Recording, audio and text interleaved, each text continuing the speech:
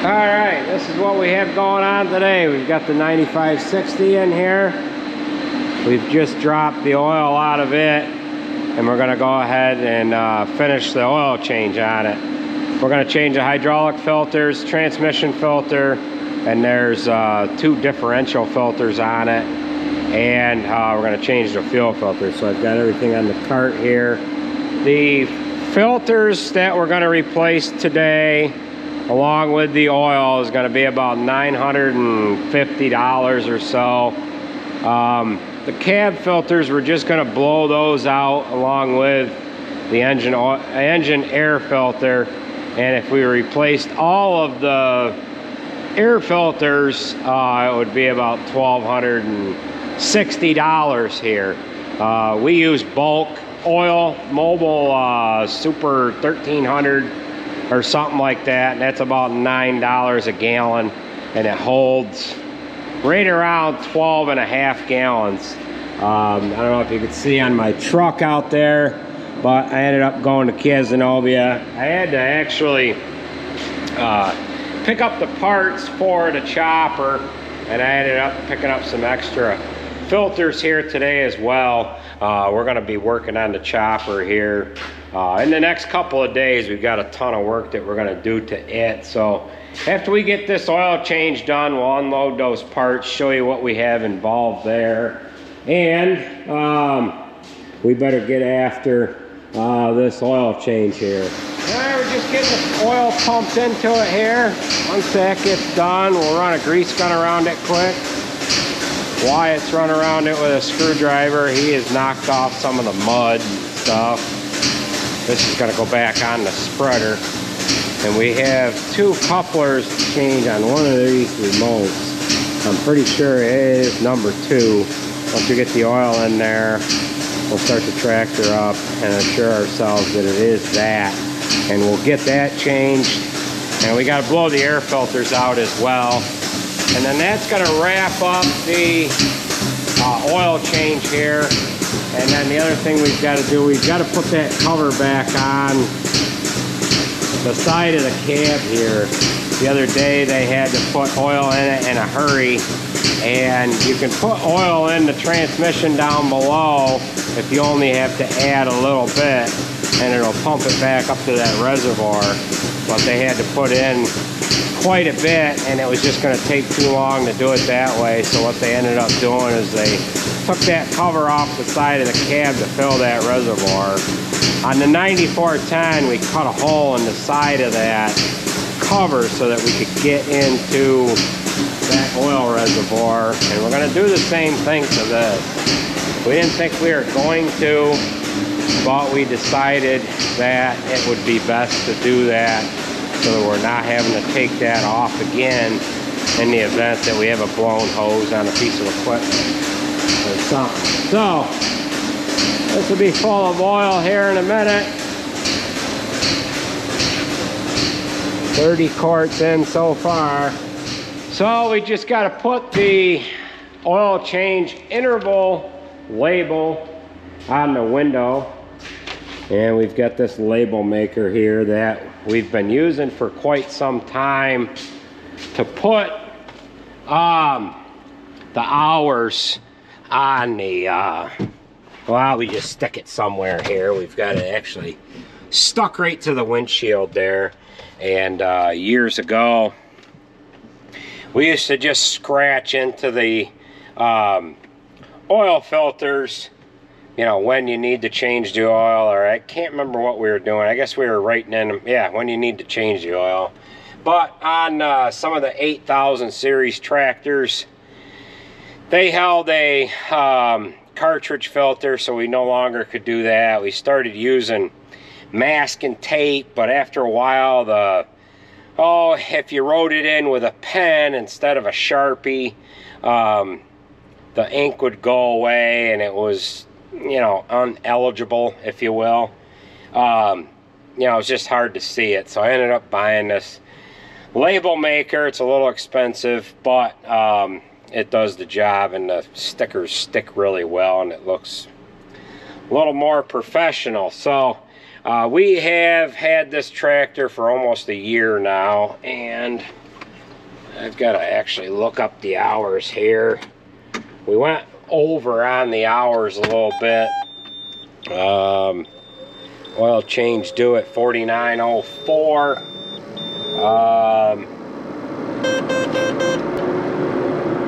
Oh, let's see here. I can find the hours in here.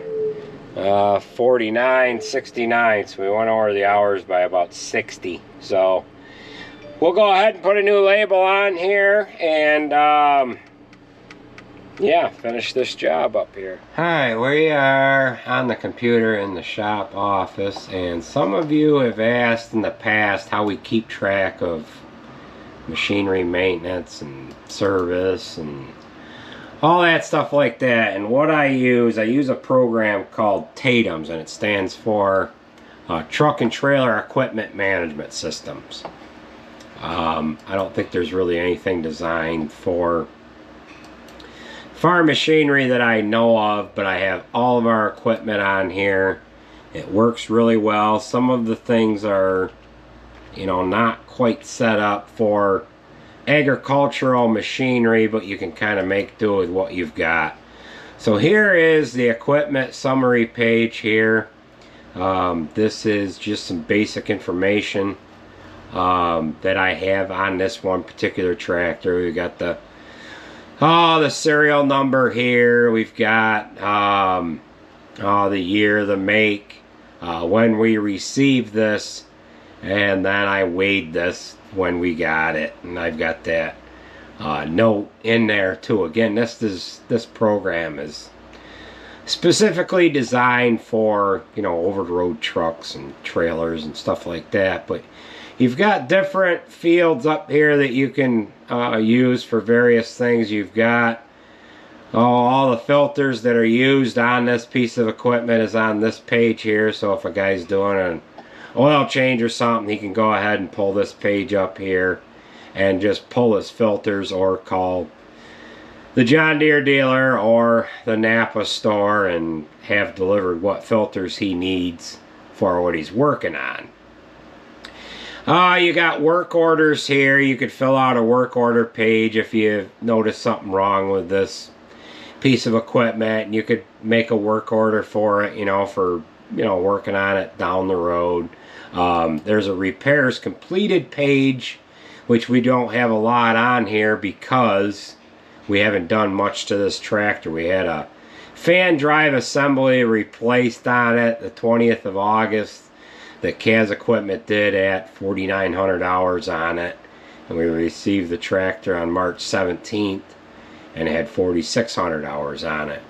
So we'll go into the lube service page here, and this page is oh, why is it blank? There we go. This page here, we've changed the oil on it once. That was March 30th, 2020. It had 4,654 hours on it. Now we're just going to go ahead and add what we've done to it today. Put in today's date, which is December 31st, 2020. We'll put the hours down, 4969. And we'll put down who it was accomplished by. Let's know if we were.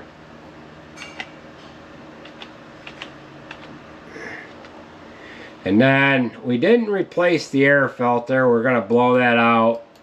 So we got to take that checkbox off. We replaced, you know, did no oil change, fuel filter, oil filter, transmission, differential. And then that's all the notes that we need to leave here on this page. So we're going to go over to one of the trucks that we have, for example, and we'll show you how we have the parts page filled out on it. This is truck 18, repairs completed. We've got a whole list of things that were done to this truck. And if you have a dollar amount, you can put that cost in there, and you can figure out what the piece of equipment has cost you. And then parts, of course. I've got a lot of the brake parts and stuff like that on this page, just so that when we're going to do a brake job or something, we can go ahead and send somebody after those parts before we get tearing it apart, so that by the time the guy has returned with the brake parts, for example, we can start putting them right on. So that's going to do it for the system that we use to keep track of all the machinery here. So we're going to get back to working on this 95. Alright, so we've got this plastic panel that covers up the hydraulic oil reservoir. We've got that back bolted back on there. And we're going to cut a hole in the side of it, right where that black X is, so that we can fill this without having to take the cover off. Now, you might say, well, this is kind of crude, but it works and it is effective. We're going to go ahead and put a big old hand-sized hole in this girl.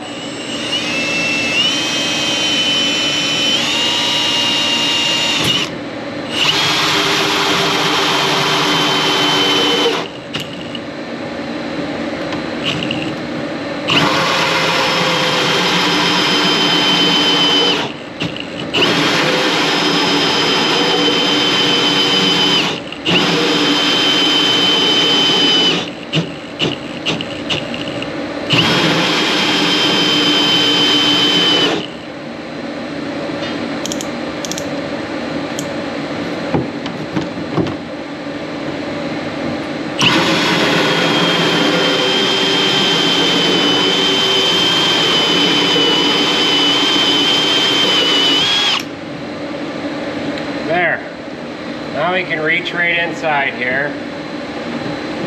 We can take this cap off, shove a funnel down in there, and fill it. If I can get the cap back on. Alright, now we can do that. No tools needed.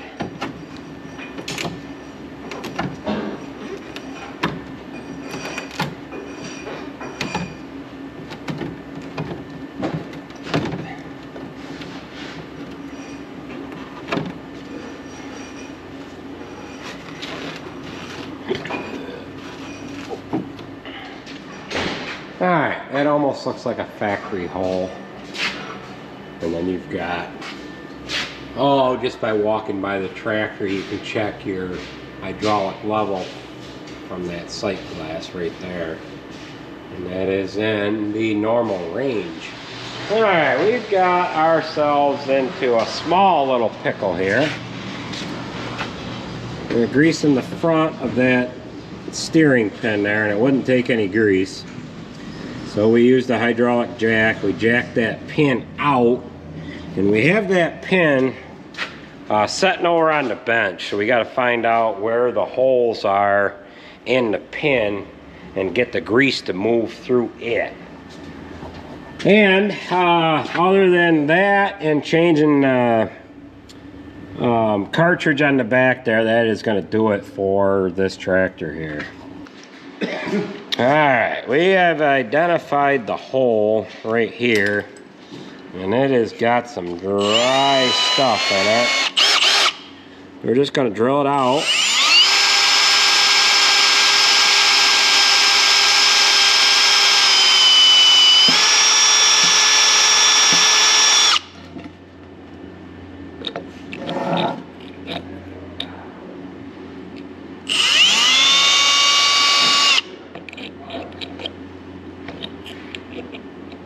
I would assume that there was another hole here, but maybe not.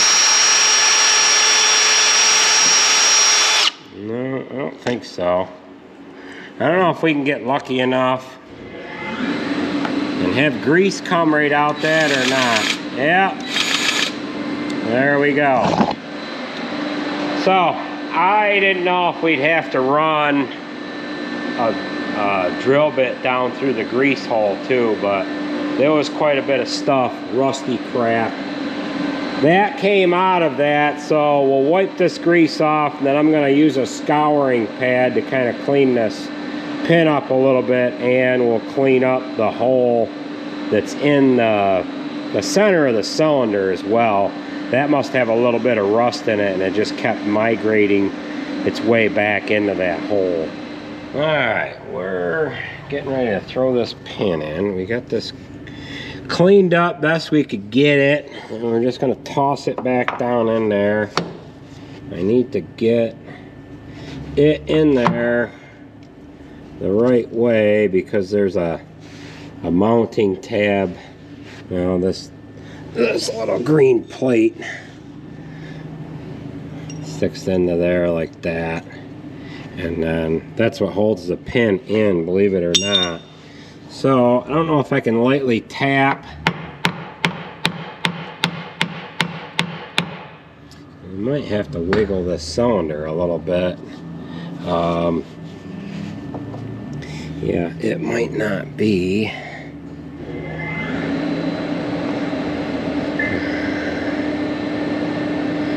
exactly lined up there.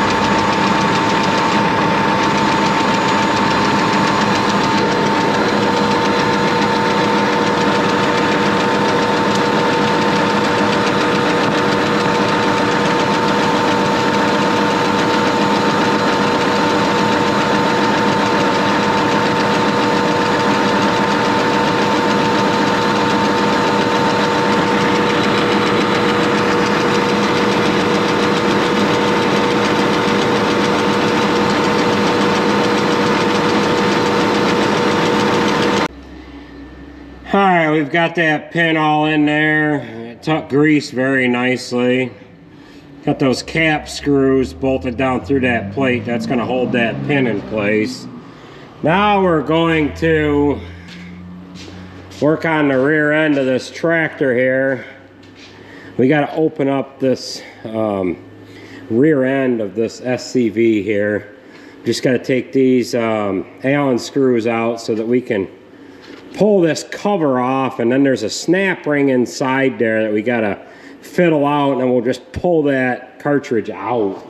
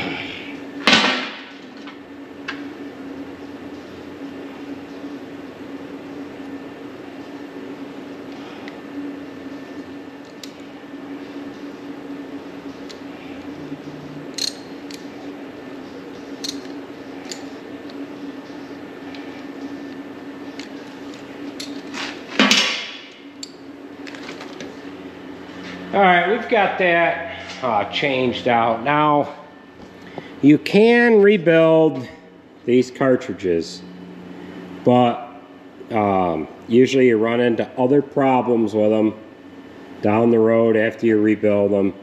And we just grab them, throw a new one in, and throw these guys out. There's a bunch of O-rings that you can put into these, and this one was leaking internally. So we're going to clean up our tools here, get them put away, and we'll get this thing outside, and we'll pull the chopper, and we've got to clean up some dirt on the floor here. And yeah.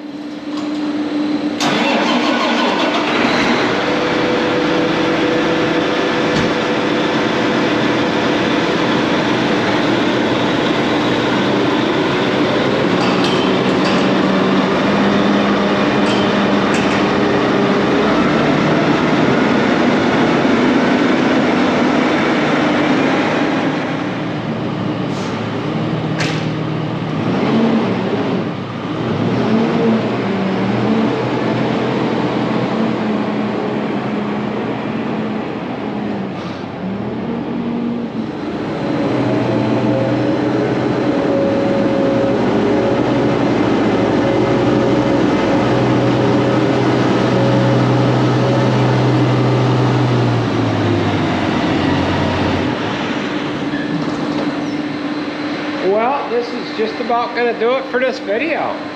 Got the chopper back inside here. Next couple days we're going to be working on it, getting it ready for chopping 2021 here. Jake's coming over. We ordered a bunch of parts for it. We're going to put about $30,000 into it. And we're going to have it all in tip-top shape. We got to replace one of the feed rolls.